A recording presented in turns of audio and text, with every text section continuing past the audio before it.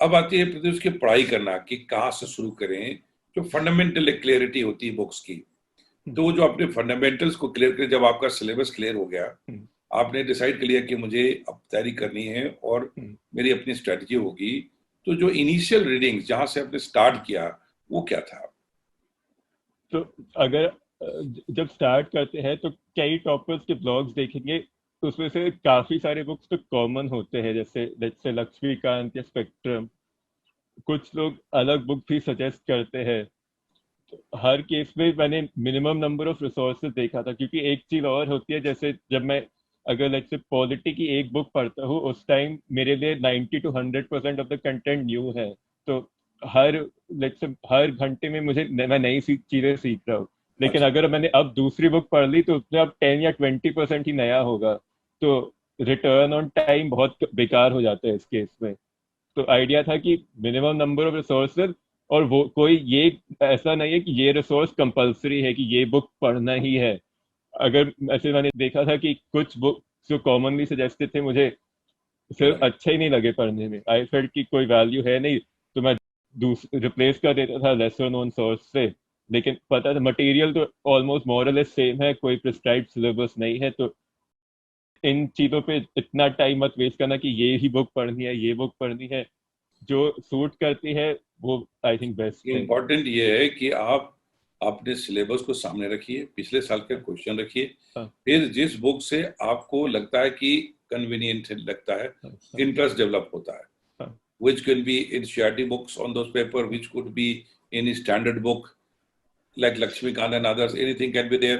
तो इसके कारण से आपने वो चुना जो आपको लगे कि मुझे क्लियरिटी देने में ये हेल्प करेगा, ना कि जस्ट रैंडमली चुन लिया। हाँ। That is correct. इस इसमें प्रीवियस ईयर पेपर सबसे अच्छे गाइड है। देख सकते हैं कि किस टॉपिक्स पे ज्यादा क्वेश्चन आते हैं। जैसे प्रीलिम्स में साफ साफ दिखता है environment, economy, modern history, polity पे आते हैं। और कुछ पता चल जाते हैं कि कुछ टॉपिक्स इतना इम्पोर्टेंट नहीं है, क्योंकि end of the day material तो इनफाइनाइट हो सकता है अगर आप उस तरह से पढ़ेंगे, लेकिन मेमोरी और टाइम इनफाइनाइट नहीं है। और सारे फैक्ट्स इक्वली इम्पोर्टेंट नहीं है, तो इसलिए अकॉर्डिंग टू इम्पोर्टेंस अपनी एनर्जी डिवोट करनी चाहिए। और अगेन यही ध्यान में रखना है कि I am not doing a PhD और हर चीज जानने की जरूरत नहीं है। इट्स आई वुड से कि जैसे प्रीवियस में 200 मार्क्स के लिए पढ़ना ही नहीं चाहिए, बिकॉज हमेशा ऐसे क्वेश्चन होते हैं। जैसे मेरे साल में तानसेन के बारे में क्वेश्चन था, ये बुक में कहीं मिलेगा नहीं, अगर उसको ढूंढेंगे तो फिर बहुत टाइम वेस्ट होगा।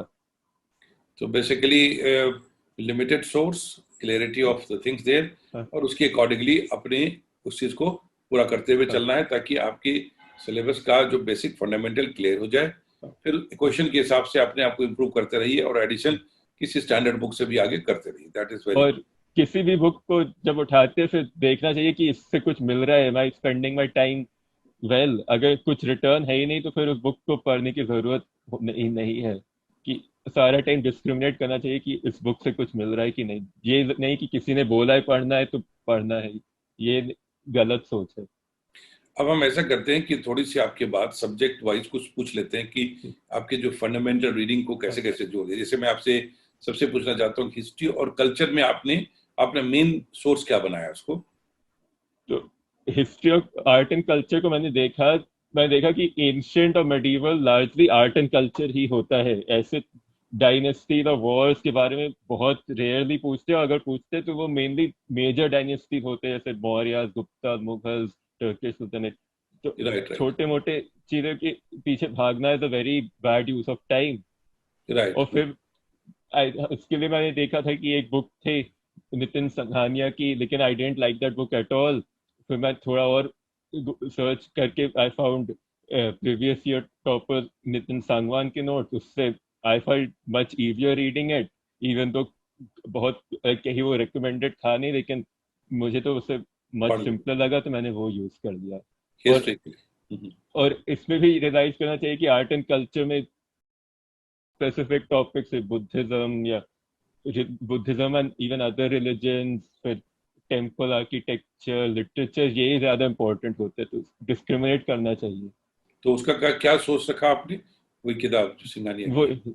नितिन सांगवान टॉपर के नोट्स मोस्टली उससे, Okay. और एनसीईआरटी की एक reading as a story, not very, इसमें ज्यादा टाइम नहीं लगाया।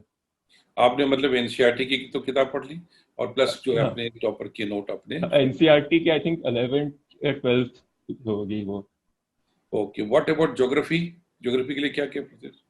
तो geography, I don't enjoy that subject ज्यादा, क्योंकि लाइक जो कॉन्सेप्ट होते हैं, लेट्स से डिजास्टर्स या लैंड टेक्टोनिक्स, वो थोड़े इंटरेस्टिंग होते हैं, लेकिन फैक्ट्स जैसे ये कास्ट टोपोग्राफी इस कंट्री में है, ये सब मुझे रटना अच्छा नहीं लगता था। मैंने पेपर्स देखे थे तो प्रीलिम्स में आई सॉ कि it is not very important, तो इस पे ज्यादा जोर डालने की जरूरत है नहीं। तो NCERT was very selective, mostly disasters, cyclones और एग्री क्रॉप्स, ये चीजें जो एक्चुअली एक्चुअली पूछे जाते हैं। राइट, और और जो इरेलेवेंट टॉपिक्स होते जो आई फेल्ट बहुत सारे थे, दे मैंने उनको यूज नहीं किया। सिमिलरली आई थॉट एक बुक जीसी लियोंग रिकमेंडेड थी, लेकिन आई फाउंड कि उसको उसको देख के ही बहुत ज्यादा टेक्स्ट हेवी लगा, तो मैंने उसको रहने दिया। आई रियलाइज कि ज्योग्राफी में इतना इम्पोर्टेंस है नहीं उन हर टॉपिक का, स्पेशली सेलेक्टिव टॉपिक्स होते हैं इनमें। अगर आप देखेंगे 2019 में एयर मास, लैंड और ओशन मास थे, ये थोड़े राइट। कॉन्सेप्चुअल होते हैं, तो आई हैड इन पे ज्यादा फोकस किया था। आई वाज प्रिपेयर्ड कि अगर एक दो आ भी गए, दूसरे पे मैं उनको लीव कर सकता हूँ प्रीलिम्स में। मतलब आपने देखा कि भाई ज्योग्राफी बहुत कंफर्टेबल नहीं, तो हाँ, उसने आपको हाँ, उसको एक सेकंड लाइन पे रखा, फर्स्ट हाँ, लाइन पे उसको नहीं रखी, हाँ, क्योंकि हर किसी सब्जेक्ट आप तो मास्टर हो नहीं सकते सब चीज को, हाँ। इसलिए और इतना लेवल। इम्पोर्टेंट भी नहीं था फिर। मतलब जितने जिससे देखेंगे जितने क्वेश्चन आते हैं, कितनी प्रोबेबिलिटी है हर साल आने की, आई फेल्ट कि ये बाद में कर सकते हैं अगर टाइम है, इंक्लिनेशन है। कहने का मतलब है कि बहुत सारे क्वेश्चन ज्योग्राफी में करंट अफेयर बेस भी हो हाँ, सकते हैं, कुछ हाँ, इश्यू जो डिस्कशन में होता है तो वहां हाँ, से भी कवर हो हाँ, सकता है। लेकिन हाँ, फंडामेंटल आपकी क्लियरिटी हो तो यू कैन मैनेज दैट हाँ, क्वेश्चन। हाँ, what about sociology? Although you have sociology हाँ, ऑप्शनल, अभी हाँ। इसकी चर्चा भी आगे करेंगे, बट सोशल इश्यूज में अलग से तो आपने कोई तैयारी की नहीं होगी। नहीं, तो अगर आप देखेंगे सोशियोलॉजी और जीएस के पेपर बहुत सिमिलर होते हैं। इनफैक्ट अगर सेम क्वेश्चन का सेम आंसर आप दोनों में लिख लेते, लेकिन क्वेश्चन था कि सोशियोलॉजी का आंसर सोशियोलॉजिकल कैसे बनाया जाए। तो इसके लिए आई डिसाइडेड कि मैं सोशियोलॉजिकल थिंकर्स के नाम कोट करके इसको सोशियोलॉजिकल बनाऊंगा। भले मैं वही पॉइंट जीएस में भी लिखता है, लेट्स से माइग्रेशन का पुश फैक्टर या पुल फैक्टर, सोशियोलॉजी में मैं सेम पॉइंट लिखता, लेकिन मैं थिंकर का नाम डालता कि अकॉर्डिंग टू दिस थिंकर। जहाँ थिंकर्स के नाम ना हो वहाँ नहीं, एग्जाम्पल्स अभी या करंट अभी अफेयर्स। हम सोशियोलॉजी ऑप्शनल की बात नहीं करें, उसको करेंगे।